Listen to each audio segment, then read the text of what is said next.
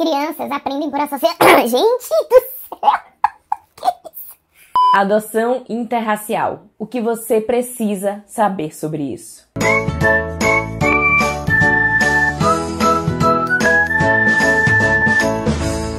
Por uma questão social e histórica, sabemos que a maioria das crianças institucionalizadas é negra. A chance de uma adoção interracial acontecer é muito maior. E, inclusive, é muito maior também a chance das crianças brancas serem adotadas antes das crianças negras. Mas se já aqui no começo desse vídeo você está pensando em parar de assistir porque a cor para você não importa, sua etnia é indiferente lá no cadastro de adoção, pare aqui agora que esse vídeo também é para você. Kiddo, I am sorry, okay? That was a stupid thing to say. I don't look at you and see color. I see my son. Then you don't see me, Dad.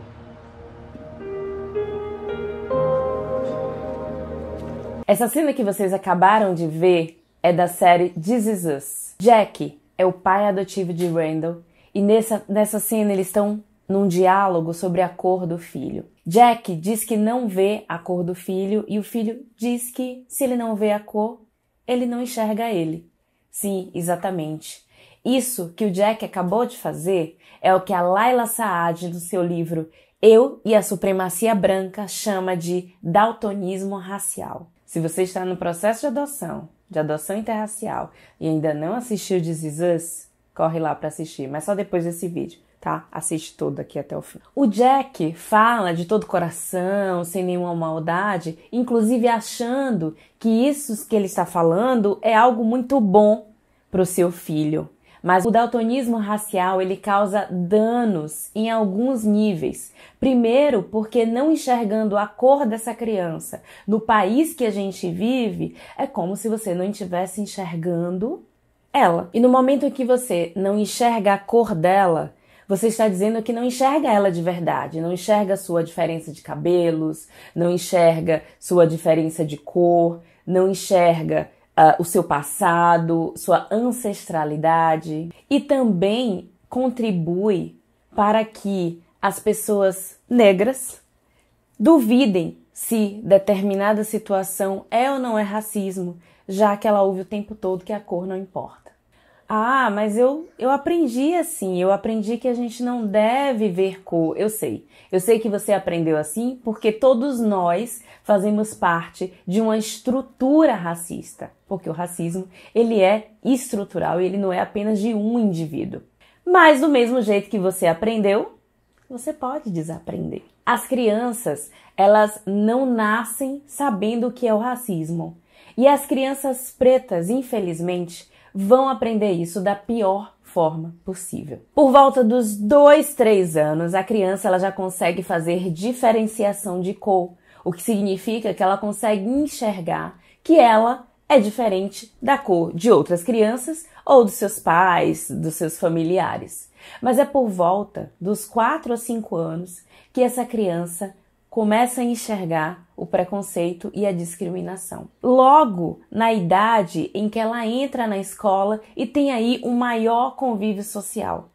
É neste momento em que alguns amiguinhos podem deixá-la de lado por não querer brincar com crianças marrons, em que ela não vai ser convidada para uma determinada festa por causa da cor da pele, ou que alguns pais não vão deixar suas crianças brincarem com ela, porque talvez a cor dela para aquelas crianças seja uma cor suja.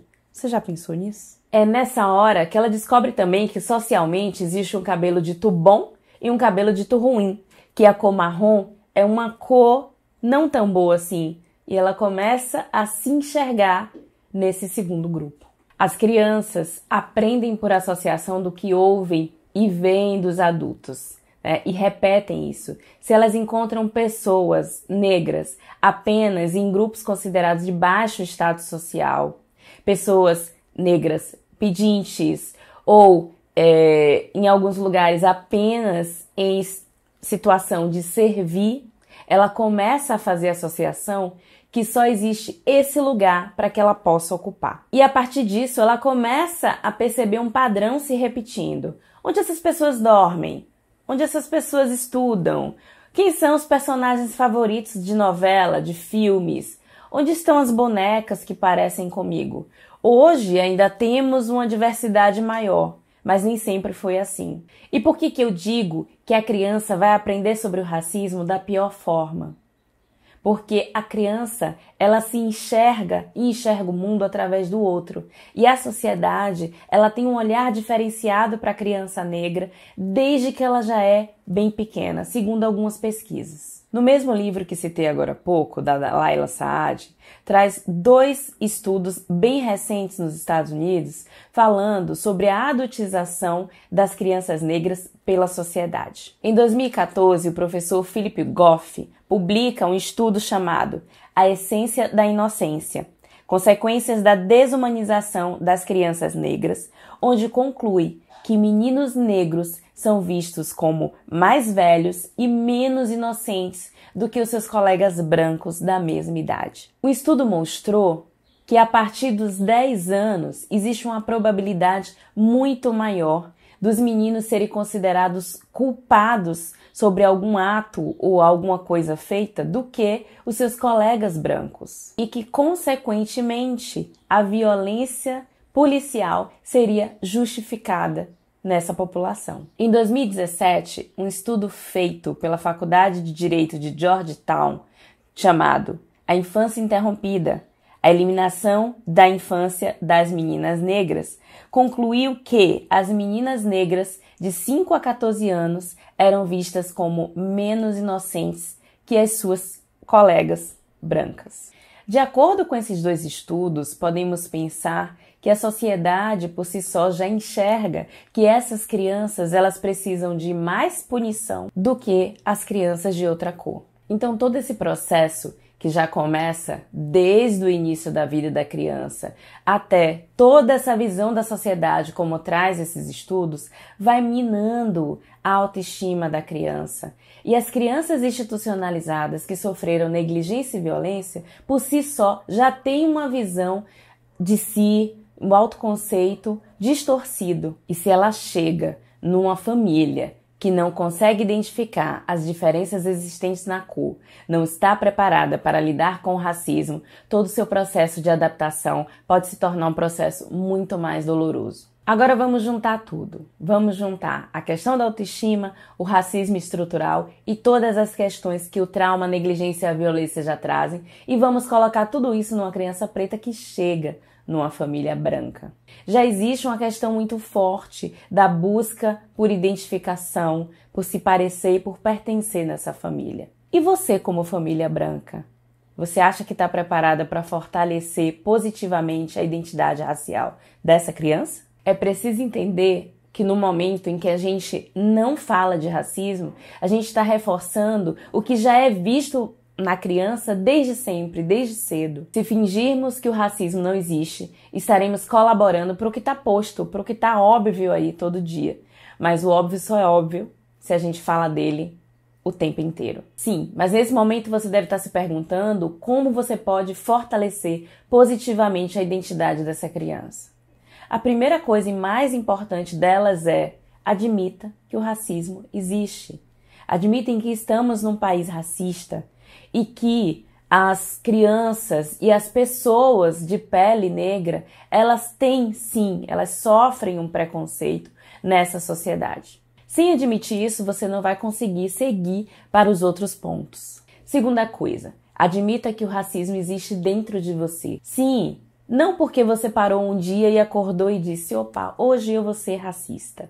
Não, mas porque você foi criado dentro de um vocabulário e de uma estrutura que normaliza frases, coisas ditas e situações que deixam essa pessoa negra ou em desvantagem ou se sentindo a pior pessoa existente no mundo. Terceira coisa, entenda que existe um privilégio por ser branco. Sim, e não adianta você dizer: olha, mas eu não sou racista, eu não quero esse privilégio. Não é porque você quer que você tem. Você tem por uma questão histórica.